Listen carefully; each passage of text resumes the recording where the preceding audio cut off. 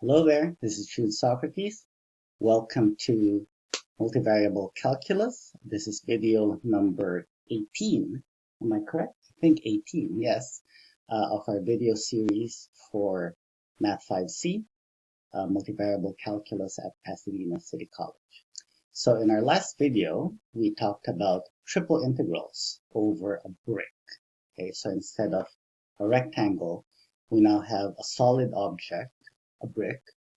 And today we are going to generalize the computation and the setup for triple integrals over general solids. Okay, so it's going to get a little bit interesting, a little bit challenging, but I hope to go through a couple of examples. And what I would like to do first, though, is go through the PDF and show you exactly what are the techniques and the strategies that you can use to set up and compute a triple integral. So I will see you in a minute on page 1. All right, so here we go. When we did Fubini's theorem, we saw that there are basically 6 ways to set up a triple integral over a brick, but they come in pairs. So in other words, we can think of the outer and the middle integrals as a single double integral over a rectangle. And then, of course, you have the inner integral, and that is separate from the other two. Okay? So the way to generalize this is to take a look at this setup where you have the double integral outside, but that double integral is over a rectangle. Okay?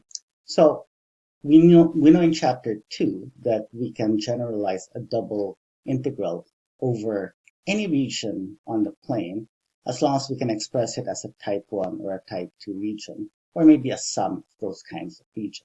Okay, so that will be the first step towards generalizing this. Okay, so the double integral, the domain of the double integral will no longer just be a rectangle, but a general domain. Okay, expressed as a type 1 or a type 2 domain. Okay, what about the inner integral? Okay, so right now, if we were set up with x and y on the outside, z will be on the inside. Okay, so this time, instead of z going from one constant to another constant, we will make it go from one function to another function.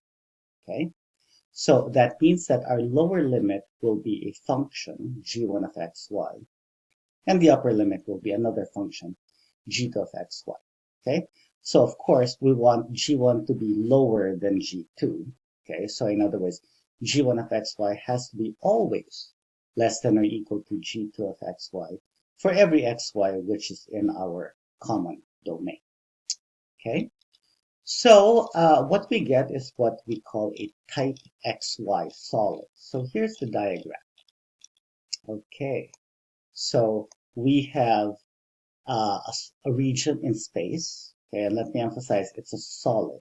Okay, just like the brick is a solid, this is also a solid object, but it looks like we can see through it. Okay, so maybe you can think of it as like gelatin, jello. Okay, so it's solid. Okay, it doesn't flow like water. Okay, but you can kind of see through it. It's translucent. Okay, and that's because we kind of have to work with the edges, so to speak, the boundaries. Okay, so what do we have here?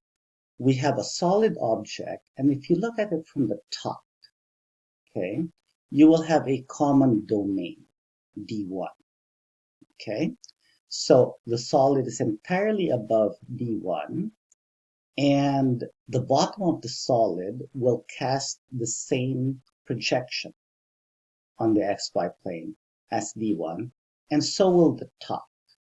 Okay, so these can be two different shapes, but when you lose their z components, okay, when you drop this surface down to the xy plane, you just get D1, something that looks like D1. Okay, and similarly for the top of this solid. Okay, so that will be our setup, and of course we're going to express D1 as either a type 1 or a type 2 region. How are we going to compute this? First step, find the antiderivative with respect to z, and then we plug in the upper limit. So z will be replaced with the function g2, and then we plug in the lower limit, g1 of xy, so z will be replaced by this. Simplify all of that, z has disappeared, you get a function only in x and y. Sounds familiar? We now have a double integral over x and y of a function which is only in x and y. So we go back to chapter 2 and compute that double integral just like this. Okay, so speaking of chapter 2, we use the double integral to compute the volume of solid objects. Okay, so we actually saw this example. We have this tetrahedron with these 4 vertices, and we found the volume. Okay, so that was chapter 2. So we're now going to take it up another notch, another level. This will now be the domain of our triple integral. Okay, we know the volume. We don't need the volume. What we do need is the analysis that led us to find the volume. That is what's going to be important. Okay, so we will find the triple integral of this function, 2x minus y plus the simple looking function enough, over this tetrahedron. This will now be the domain of our triple integral.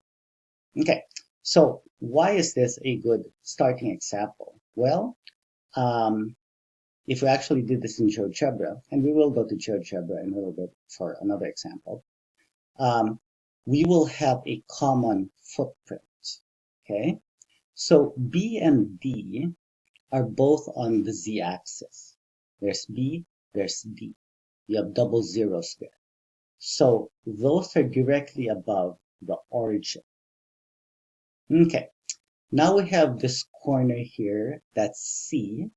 Okay, it will drop down over here. Where is C? 2, 0, 3.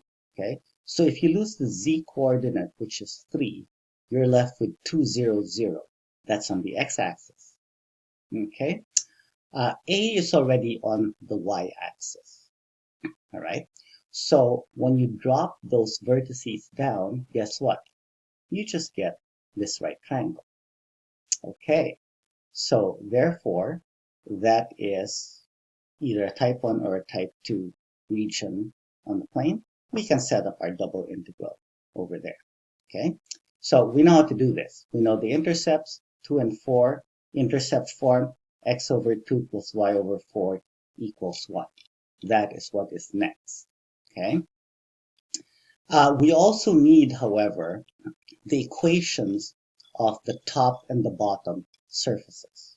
Okay, so this should sound familiar because when we found the volume of this object in chapter 2, and you should review that example, we found the equation of the bottom plane, which is made by A, B, and C. That's a triangle. And we found the equation of the top plane, A, D, and C. That's another triangle. Okay, so we know how to find the equation of a plane passing through 3 points. Okay, we can construct a normal vector by taking the cross product of 2 vectors. Okay, and reminder also, we applied the scanning test where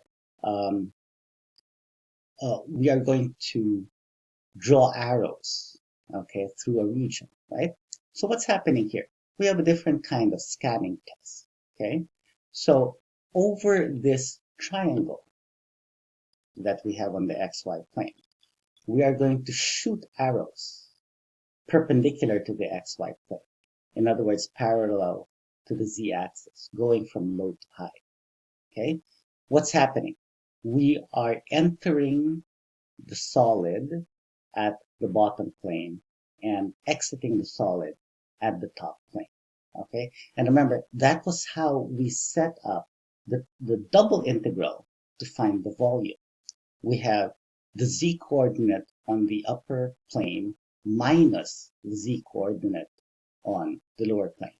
That should sound familiar, okay? When we will plug in our G1 and G2, that's exactly how it will feel like. Okay? You have an upper minus a lower. Okay, so back there in chapter 2, we found the equations of the planes. So we have the two triangles over there. We already solved the equations, so I just copied those over there. You can go back to chapter 2 and check them out. So we said that this triangle, this domain, you can write it in intercepts form. X over 2 plus y over 4 equals 1.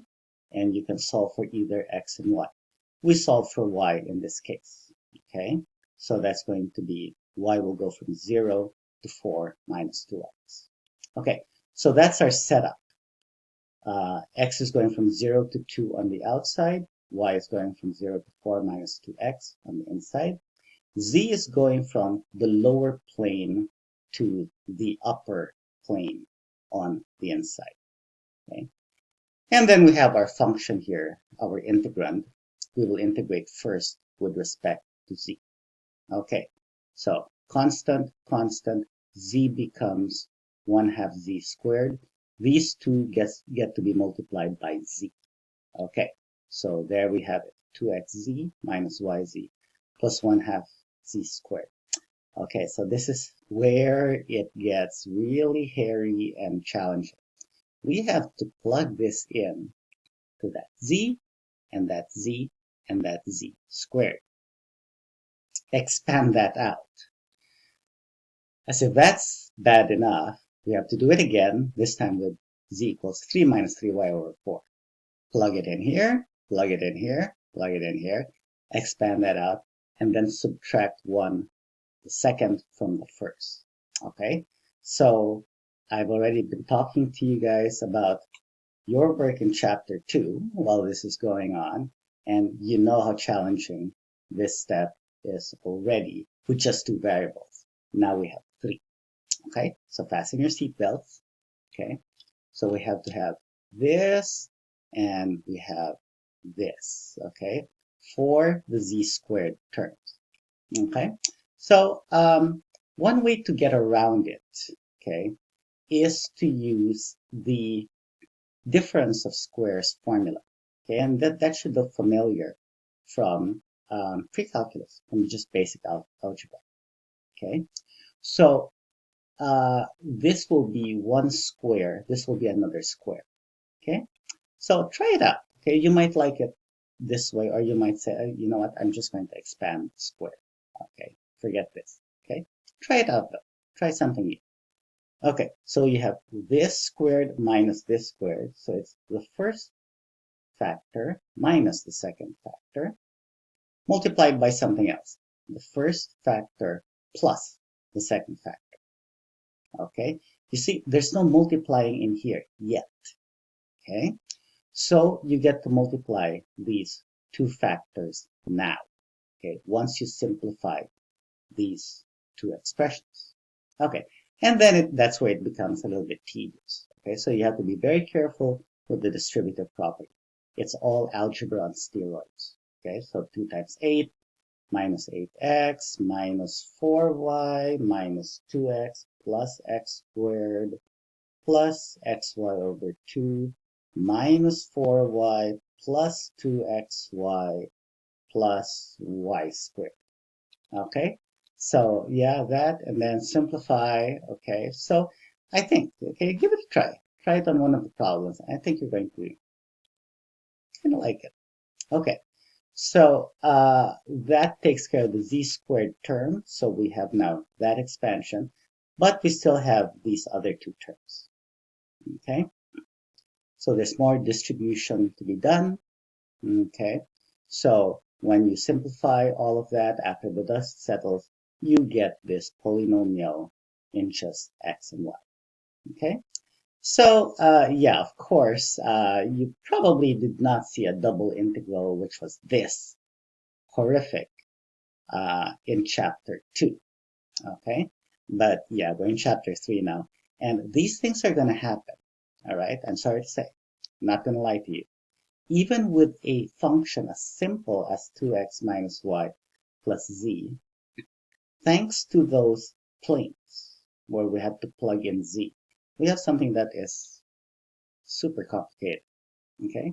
Except I shouldn't say that. It's really just a bunch of terms, and we know what to do with each of them. Okay, we will now integrate with respect to y, constant minus xy, constant multiplied by y. Ooh, there's a y there, so that's going to be y squared over 2, so 2 times 4, 8, and so on. Ooh, there's another y there. We're going to get minus 3y squared. Oh no, we have y squared over here. So that's going to turn into 1/3 y cubed. I am so sorry. You are going to have a cubic term. When you plug that in, that is going to be a mess. Okay, so yeah, not gonna lie to you. We're going to have this cube, but there is a silver lining. There is a factor of 2 that you can take out, cube separately, accounting, make sure it is also cubed. And then you can expand it out. You can use the formula for a minus b cubed, or you can just do it from scratch like that. Okay, so bottom line is we get a single integral now in just the variable x. We're back in first semester calculus. We know what to do with each term. Plug in 2, and we get our final answer, which is 2/3. Okay, so yeah, the problem gets complicated not because of the function, but because of the limits, the planes that we have to work with. Okay, so back in chapter 2, we had a scan test for a type 1 region. We scan it with vertical arrows, low to high. Type 2, we have horizontal arrows going left to right. Okay, so we talked about the type XY solid in our first example. There are 2 other kinds of solids. Okay, so here's a review of what we did with the type XY solid. You look at the top view. Okay, so yay, here is Superman flying over our solid. Let's blow this up a little bit. Okay, and there is our setup, and maybe I will scoot a little bit to the right. Here we go. Other direction, my other right. Okay, so there we go. Okay, so this is basically what you have to do for our first example. Okay, we have a solid and it casts the same footprint, same projection on the XY plane. So to see that it's a type XY solid, you have to look from above the solid. You have to be on the positive Z axis, and your arms have to be forming the X and the Y coordinate system. Okay, so Superman's left arm is already pointing forward towards the positive y-axis. The right arm is pointing towards the positive x-axis. Okay, so you have D at the bottom and G1 as your lower limit and G2 as your upper limit. Okay, so there will be 2 other kinds of solids that we will express in a very similar way. All right, so our second type of solid is called a YZ solid. Okay, we had XY, now we have YZ. XY, we look from the top, the Z axis. Ooh, XYZ. So YZ was missing X. So this time we will stand on the X axis, and let me scoot down a little bit for the picture. Ooh, this time we have Wonder Woman looking at our solid. Okay, so Wonder Woman is standing on the positive x-axis, and yeah, you can walk a little bit towards the right so that you can look at the solid. Okay, so what she's going to see is a single projection on the YZ plane. Okay, so she's standing on the x-axis, and again, you have to be oriented correctly, so your right arm is pointing towards the positive y-axis, and your left arm is pointing up towards the z-axis. Okay, again, you are making a perpendicular coordinate system positive to the right, positive going up. Okay? So how is this different now? Your domain, your common domain for the solid is on the YZ plane. Okay? So your double integral D is in terms of dy and dz in some order. Okay? What are we left with? The x. Okay? So again, we're standing on the x-axis. That's your clue. So the scanning arrows are now going towards you along the positive x direction. Okay? Type XY scan, vertical arrows going towards you when you're looking down, parallel to the positive z axis. Okay?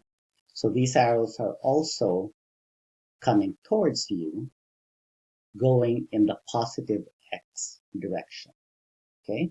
They need to enter your solid at one surface, so call that x equals g1 of yz, and they have to exit at the same surface, another surface x equals g2 of yz. Okay, so g1 is your lower limit, g2 is your upper limit. Okay, I hope you realize by now that we're just rearranging the letters. Okay, xy on the outside, z on the inside. Now we have yz on the outside, x on the inside. Okay, we're just basically rearranging the letters. Okay, we're saving the worst one for last. Okay, this is going to be a little bit different from the other two tests. And what's left? The type XZ solid. We're now missing the variable y. Okay, so we're going to stand on the y-axis, but not the positive y-axis. We're going to stand on the negative y-axis. Okay, so big difference there. Why is that important? Let's take a look at the picture. Okay, ooh, there's another Superman, fake Superman. Now looking towards our solid, standing on the negative y-axis. Okay, check out the arrows. So the arrows are still pointing towards the y-axis, positive y direction. But notice they're now going away from Superman. Okay? Type XY, the arrows are coming towards you from below. Okay, don't let it poke you in the eye. Same thing when you're standing in front. Okay, the arrows are coming at you parallel to the positive X direction. Okay? Why are we standing on the left? Okay? That's because of the arms. Okay? You want your right arm pointing in the positive X direction. Okay? Left arm pointing in the positive Z direction. Okay? So the Z is easy. Even if you're on the positive y-axis, your Z will be pointing up. Okay? But if you're going to be looking left towards the solid, then your right arm will now be pointing at the negative X direction. Okay? So that's not what we want, because when we set up our double integral, it has to be oriented correctly with positive X going right, positive Z going up. Okay? So that's why we're standing on the left. Okay? So something similar happens, of course. So this time, the solid has a common projection on the XZ plane. That's our domain for the outer double integral in the variables X and Z. Okay? We are left with Y on the inside. Okay? And we are going to find out where do the scanning arrows enter the solid. That's a surface y equals g1 of x and z, our domain. And where do they exit? That's another surface y equals g2 of x and z. Okay? So now we are going to do a fresh example, slightly different from the one in the book, and we're going to do it from scratch. All right, here's our work area. We're only going to be here for a minute. We're going to find the triple integral over the solid E of the function 4x plus 7z dv, where E is a solid tetrahedron with these four vertices, 0, 0, 0, 6, 0, 0, 2, 0, 5, and 4, 3, 0. Okay, so we are going to GeoGebra next because I want to show you how to draw this tetrahedron very nice. Okay, so to save a little time, I already plotted the 4 points in our problem. Okay, so 0, 0, 0, 6, 0, 0, 2, 0, 5 is over here, 4, 3, 0 is down here. Okay, how can we make the sides of the tetrahedron? Polygon. Okay, so yeah, look at the syntax over here. You have several choices. We're going to use list of points. Okay, so we're going to have polygon. All right, let's draw. How about ABC? A comma B comma C. Oh, okay, so there you go. So there is the one of the sides of our tetrahedron. So notice that GeoGebra is going to make these individual segments for you. Okay, you can always go to properties and change the color. It's an ugly shade of brown. I don't know why. Okay, so we're going to repeat that for the other. We only have to draw basically 3 sides because we don't see the bottom, A, B, D. Okay, so there's no point in drawing. Okay, so let's draw polygon. What's next? How about ACD? A comma C comma D. There it is. And see, it's going to make all of those other segments. Let me scoot up a little bit higher. Okay, there we go. And we need, what's next? How about BCD for this side? Polygon BCD. Ooh, there it is. Okay. Yeah. You need to draw the whole polygon so that the plane, the surface, is shaded. If you just draw the segment B to D, you're not going to get the shading over there. Okay, that may or may not be relevant to you. Okay, so yeah, let's make this a little bigger. Okay, there we go. Okay, so is this a good type XY solid? Okay, so rotate. Okay, we're Superman. We're flying over the solid. There is the XY plane. I see 2 triangles. Okay, so that should feel familiar, right? If there are 2 regions that you have to cover, that means 2 double integrals. Not good. Okay, so top view, not good. Okay, oh. We are now tilting down. Check it out. We now have the side view. Okay, you can tell from the colors what we are. Okay, that's the X is red and Z is blue. Okay, remember RGB. Okay, so, and again, think about this. All right, make sure that the positive x-axis is to your right. The positive z-axis is going up. Okay, when you're playing in GeoGebra, make sure that you are oriented correctly. Okay, I see this dashed line. Okay, so that's not good either.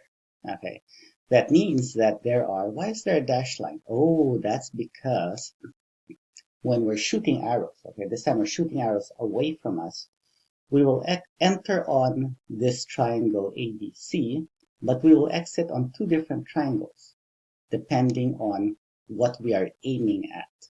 Okay, so if we are below this line, you will be hitting this triangle. If you're above this line, you'll be hitting the other triangle. Okay, see what's happening over there.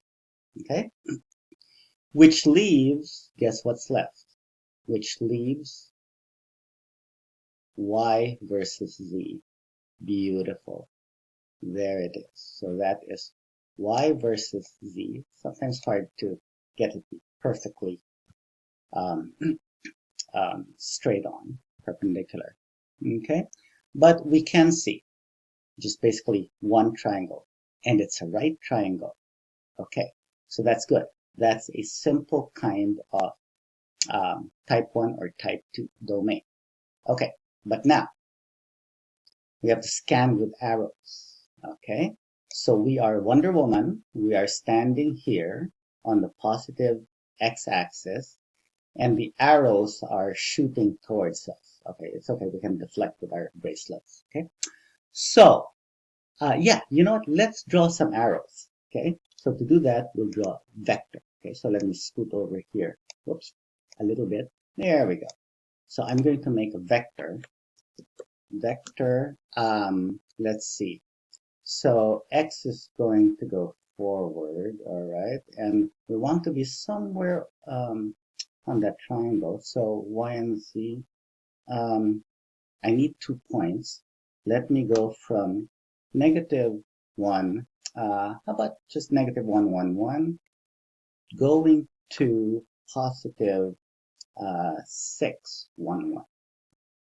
Okay, so 1, 1, they're the same on both points. So it's going parallel to the x-axis.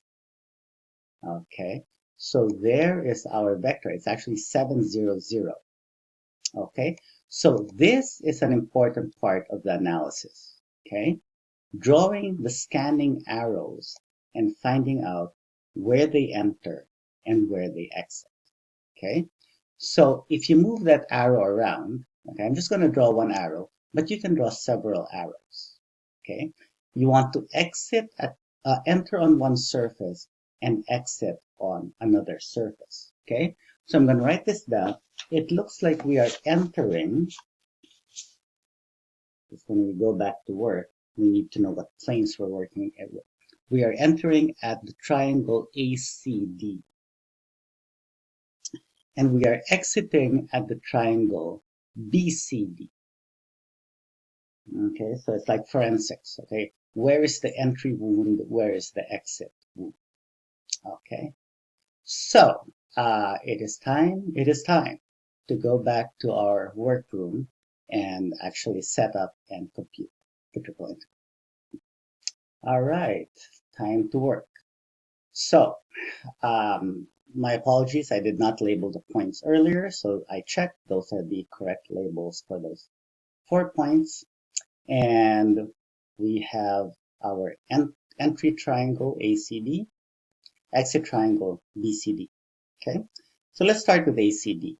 Okay, so luckily one of the points is at the origin, so we need to take a cross product. We can just use the vectors 2, 0, 5 for the 3, 0, because 1 point is the origin. Okay, so remember the cheat on how to create the cross product. Just put the vectors on top of each other. 0, 0, minus 15. And then for y, careful, 20 minus 0. So 20.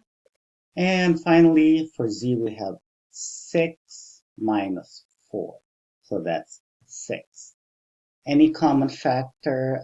Sadly, no. 3, 5, 2s and 5s, 2s and 3s. So that is our normal vector. Okay, so the plane containing that triangle has equation -15x plus 20y plus 6z. It passes through the origin, so that has to be 0. Okay, now we need functions. Okay, so remember the arrows are coming straight towards us. Okay, we have a yz solid. So that means that we will need to solve for x. Okay, so what is x? Put it to the right. So x equals 1 over 15 of the quantity 20y plus 6. Okay, so there you go. That is our lower limit in the inner integral. Okay, now BCD. So unfortunately, of course, we don't have the origin there, but we know how to make vectors. Okay, so let's do it carefully. Let's make B our anchor. So 2 minus 6, -4. 0 minus 0, thank you. 5 minus 0, still 5. Next, 4 minus 6, negative 2. 3 minus 0, still 3. 0 minus 0, still 0. Okay, so we take those crosses. 0, still minus 15, thank you. Now it's minus 10. And then we have minus 12. Any common factor for you? Nope, still no common factor. But we can, well, might as well just turn everything positive. 15x plus 10y plus 12z, not 0 this time. We have to plug in a point. What's the easiest point to plug in? I think 600. 15 times 6, 90. Shall we check the other two? 15 times 2, 30, plus 60 is 90, thank you. 15 times 4 is 60, plus 30 is also 90. So I believe that is the correct way. Aha. So now, again, we will solve for x. What is x? X is equal to, yeah, we'll keep the 1 over 15.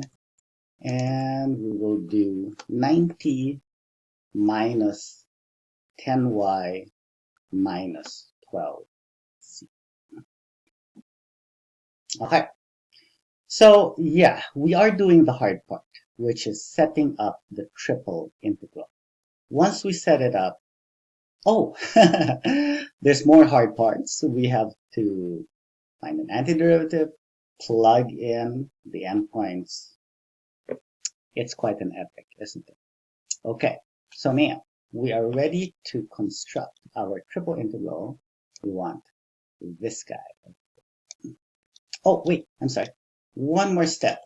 We need the domain for the double outer integral. Domain for double outer. That should be backwards. For the outer double integral. Okay, so what did we say? We're looking at the front view. The front view is made of that right triangle. So because we're looking at, right, the y, going y, yes, 6 is in front, 205, x 205. Yeah, that's on the xy plane. Oh, it's controlled by the 005, okay, and the 205 and the 430. Aha. So yes, we have to make the triangle. Okay, so we have the origin, and then the point on the x-axis, on the y-axis rather. What was that again? I believe the 3. Okay, and on the z it's 5. Okay, so 30. Oops, get in there. 30, and then we have 0, 5. Okay, I'm taking you back to GeoGebra to check. Okay, so stand in front, look forwards, and yep, that's a 3, and that's 5. See the D there? So that 3 happens because of point D, and that point happens because of point C. Okay, it's controlled by D and C. Okay, back to work. Okay, so we have this triangle, and now we get the intercepts form. We are going to get x over 3 plus z. I'm sorry, remember that these are in y and z. So y over 3 plus z over 5 equals 1. Okay, so yeah, we have to be careful with the variables. Okay, so these are points in y and z. Okay, it's a good thing to note that. Okay, so what are we going to do? Well, we can set it up either way. Might as well have y on the outside. So this will be the integral y equals 0 to y equals 3 on the outside. Okay, so we'll put a dy to go with that, and then we'll put brackets on the inside as we grow our triple integral.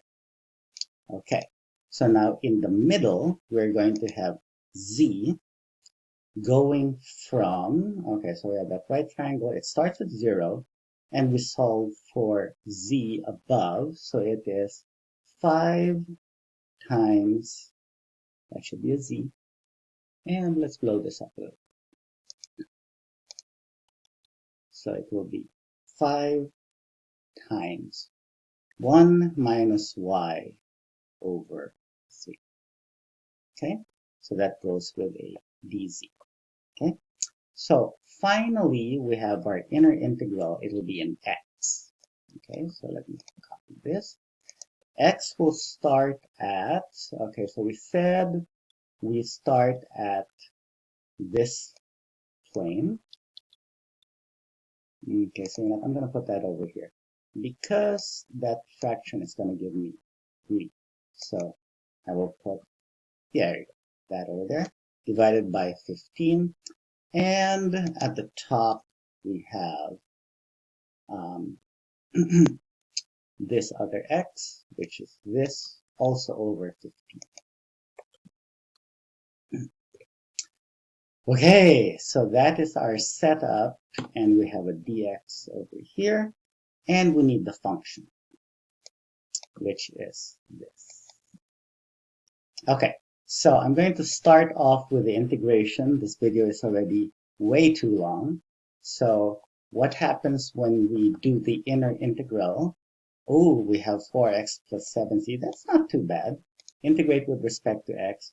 We get 2x squared plus 7xz. Okay, that is the inner antiderivative. Okay, now this is where it gets bad. Okay, so we plug in the endpoints.